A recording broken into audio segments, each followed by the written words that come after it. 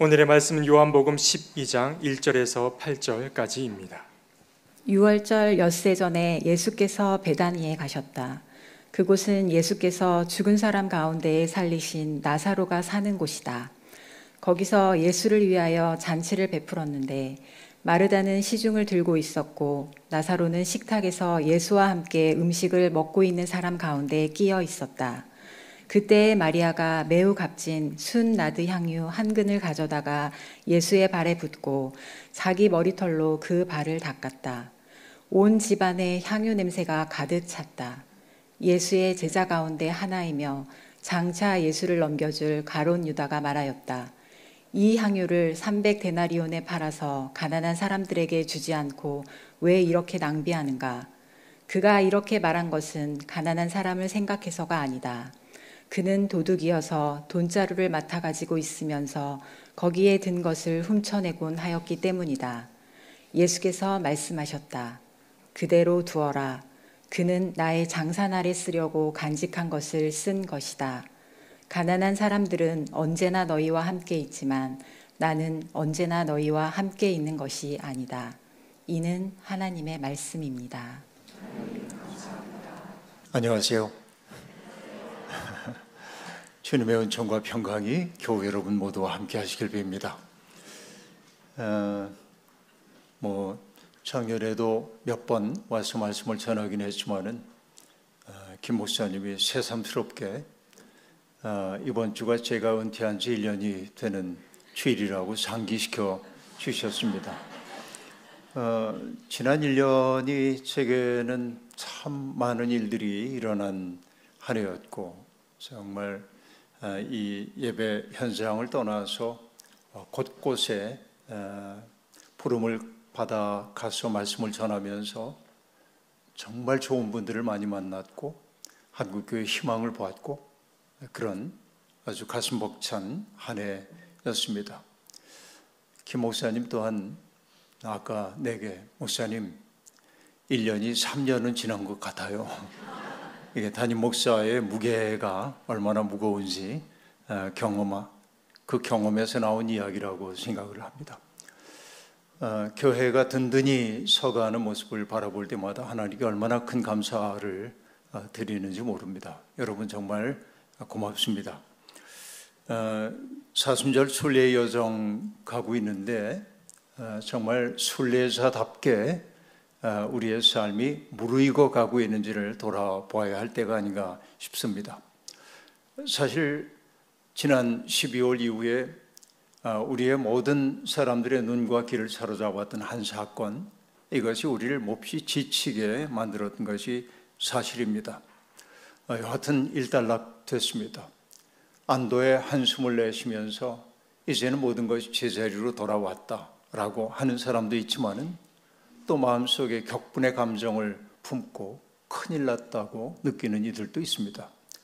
어떤 마음이든지 간에 이제 우리들은 현실 속에서 어떻게 평화로운 세상을 만들어 가야 하는지에 대한 고민을 해야 할 때입니다.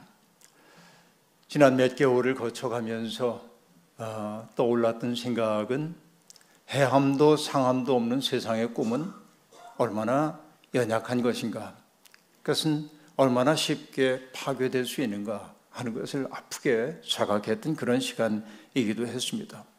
이제 그 폭풍의 시간은 지나갔습니다. 폭풍이 남겨놓은 잔해들이 어지럽습니다.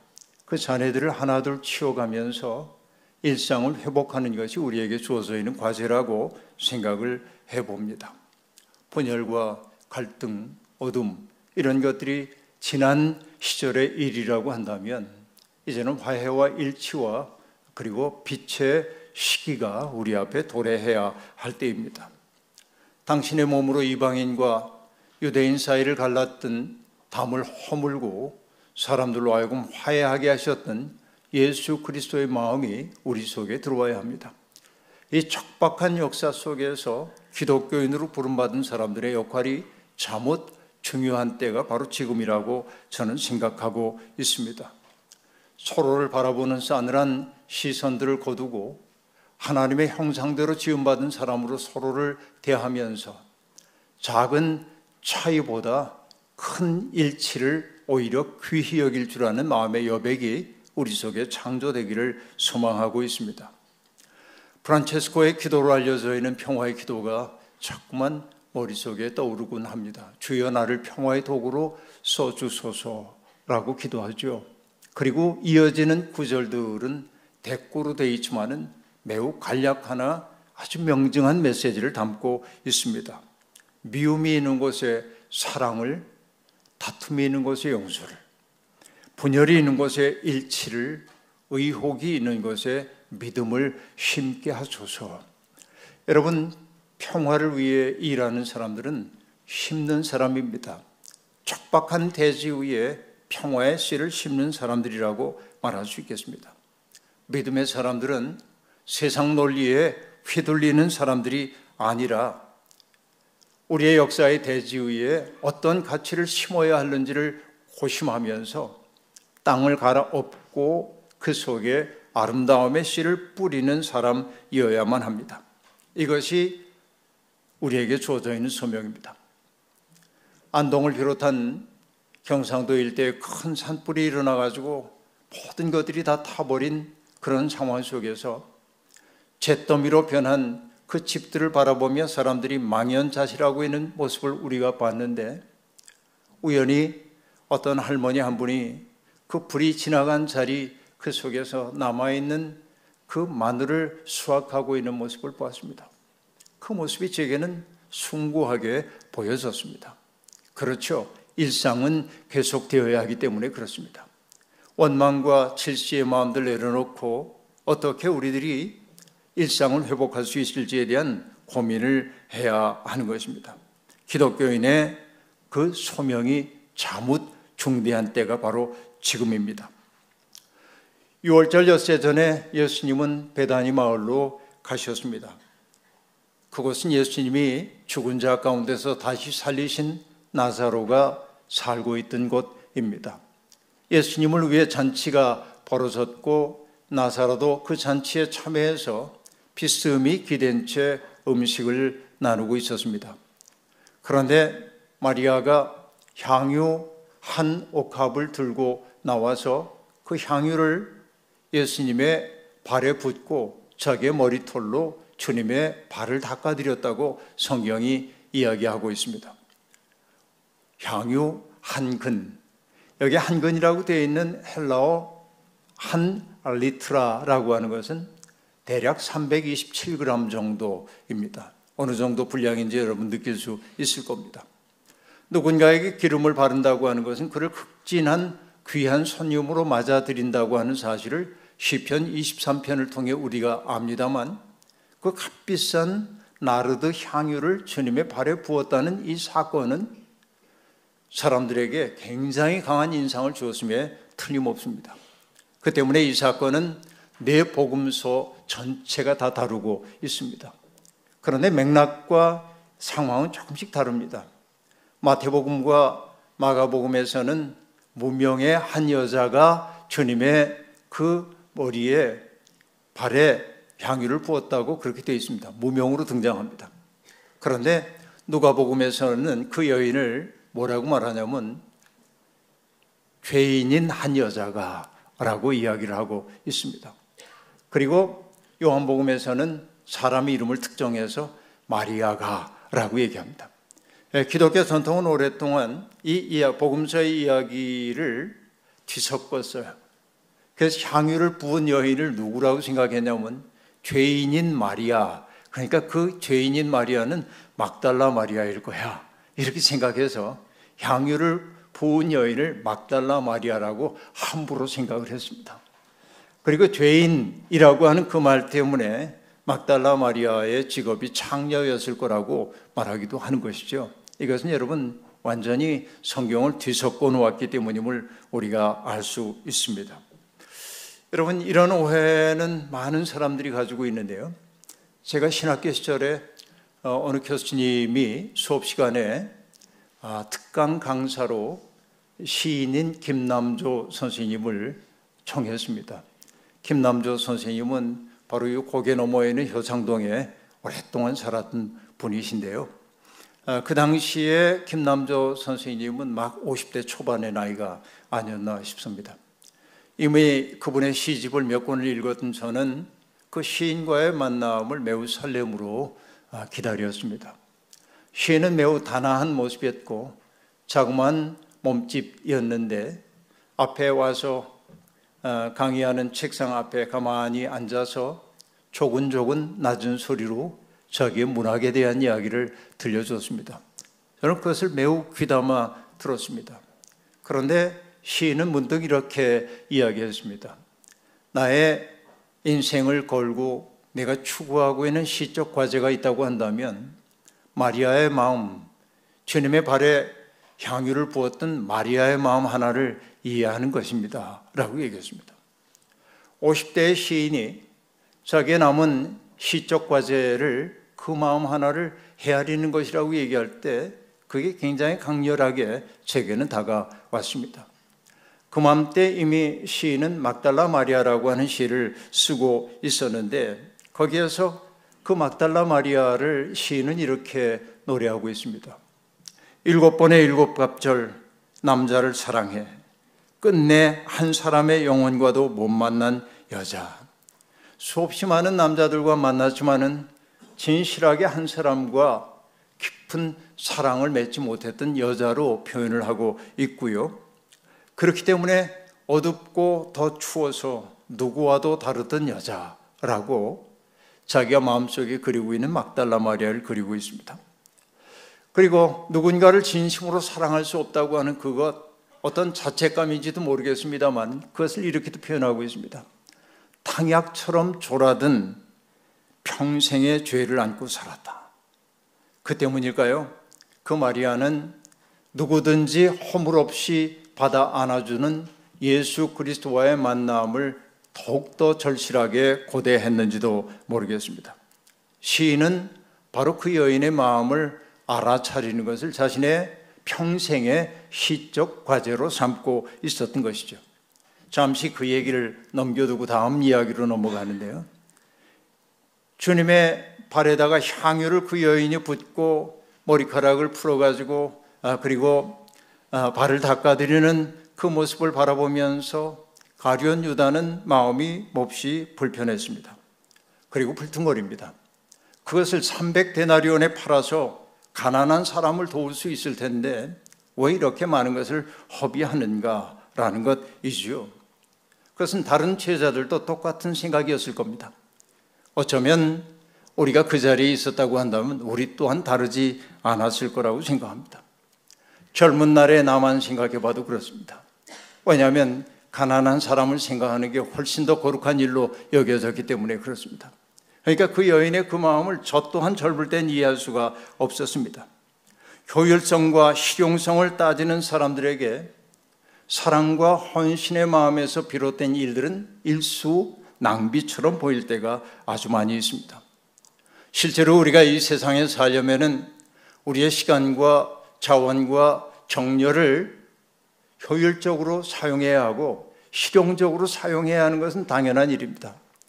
그러나 가만히 따지고 생각해 보면 내 인생을 가장 아름답게 만들었던 순간을 보면 내가 실용적이었을 때도 아니고 효율적이었을 때도 아니고 어떤 낭비의 자리 속에 그 흔쾌한 사랑의 자리 속에 내가 머물렀던 경험이야말로 내 인생을 지켜주는 등불임을 뒤늦게 깨닫곤 합니다.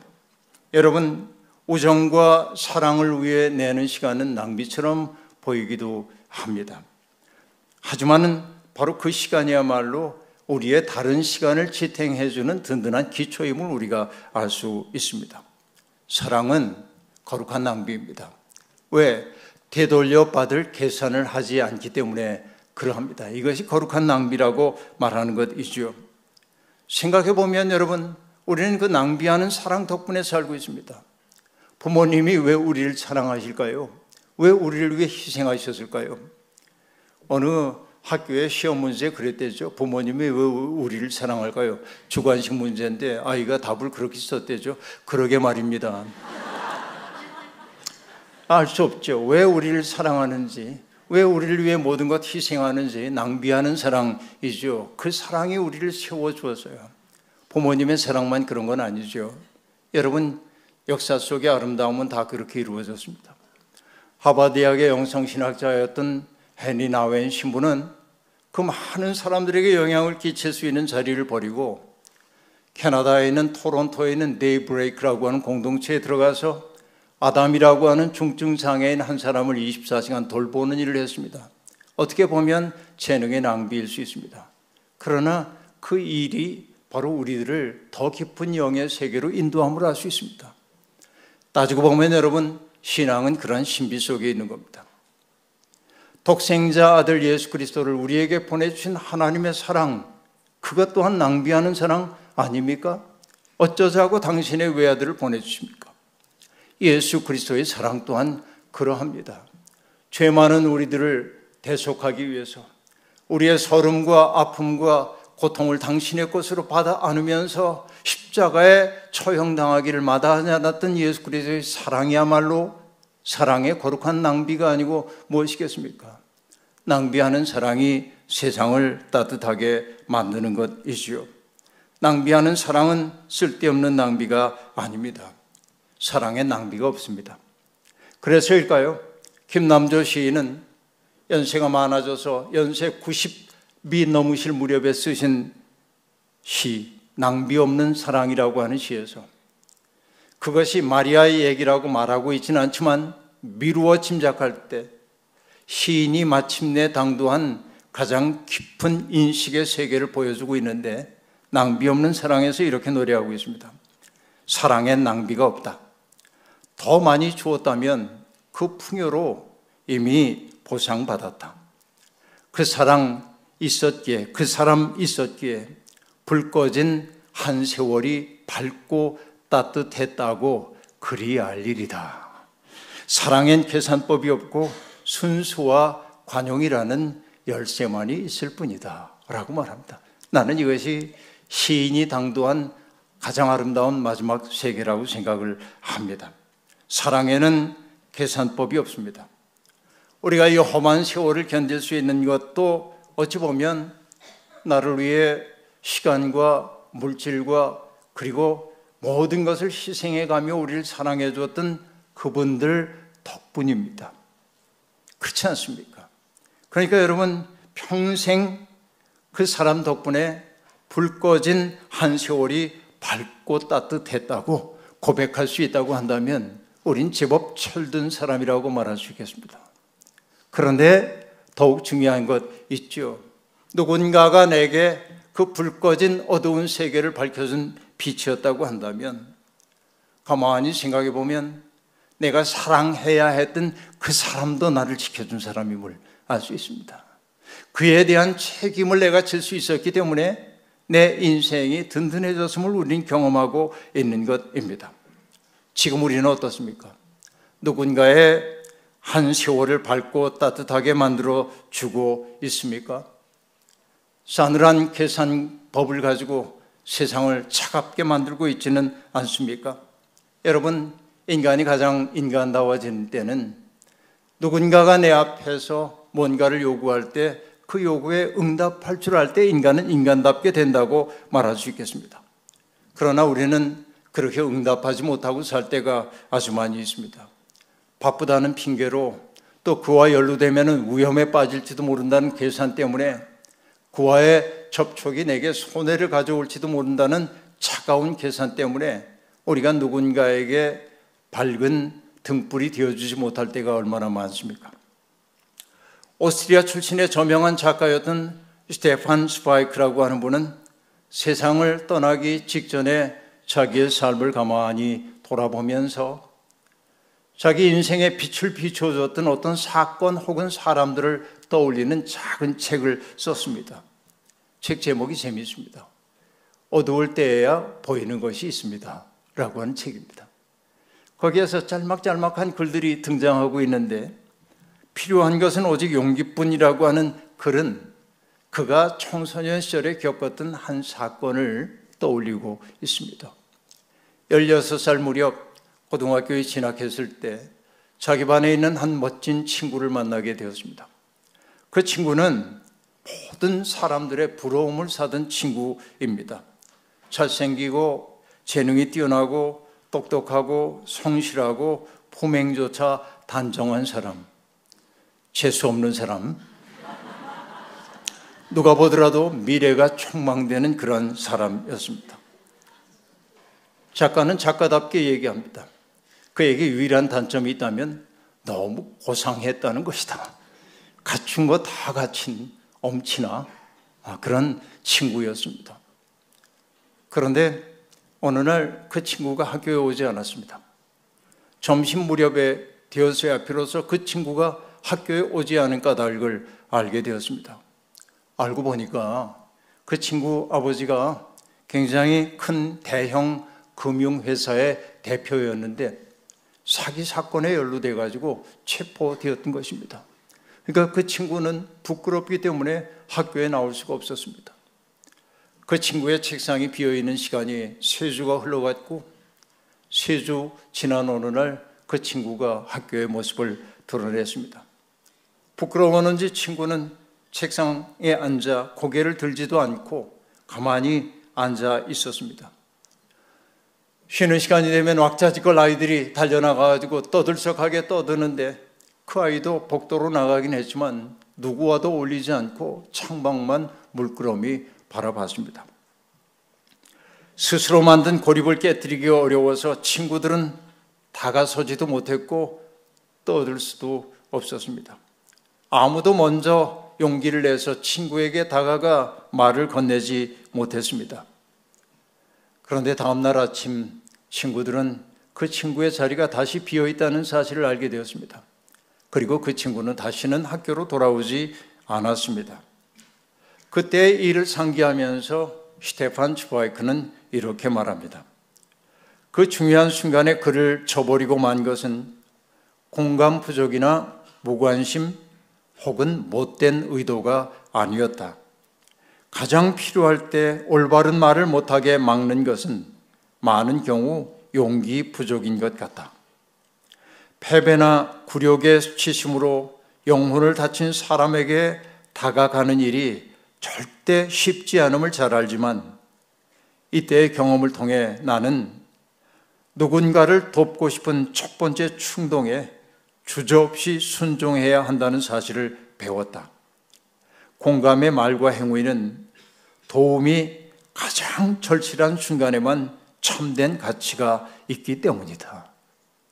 우리는 언제나 기회를 놓칠 때가 많은데 바로 필요하다고 느끼는 그 첫 순간 용기를 내서 그에게 다가가야 한다는 것을 그는 인생의 과제로 삼게 되었던 것이죠.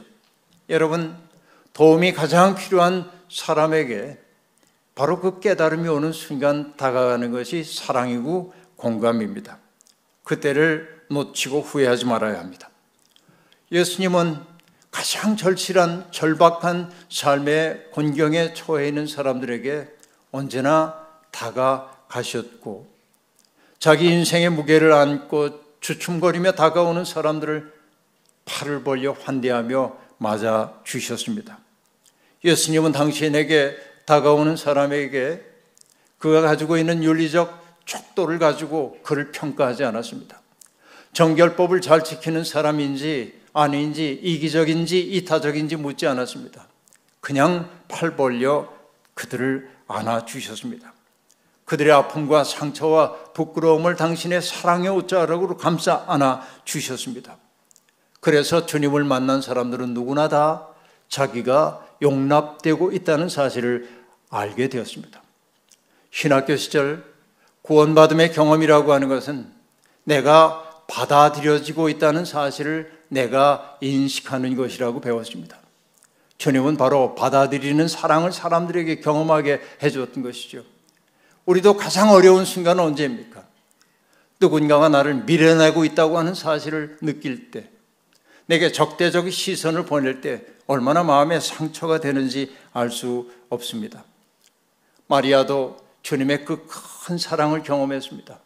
전폭적으로 자기를 품어 안아주는 그 사랑을 만났습니다. 그런데 자기의 마음 깊은 것을 터치하던 그 예수님이 죽음을 앞두고 있다는 사실을 마리아는 직관적으로 알아차렸습니다. 그렇기에 주님에게 자기의 마음을 한껏 드러내 보여주고 싶었습니다. 그것이 향유를 주님의 발에 붓고 머리털로 그 발을 닦아 드리는 것이었던 것이죠. 그 모습을 바라보며 투덜거리는 사람들에게 주님은 말씀하십니다. 그대로 두어라.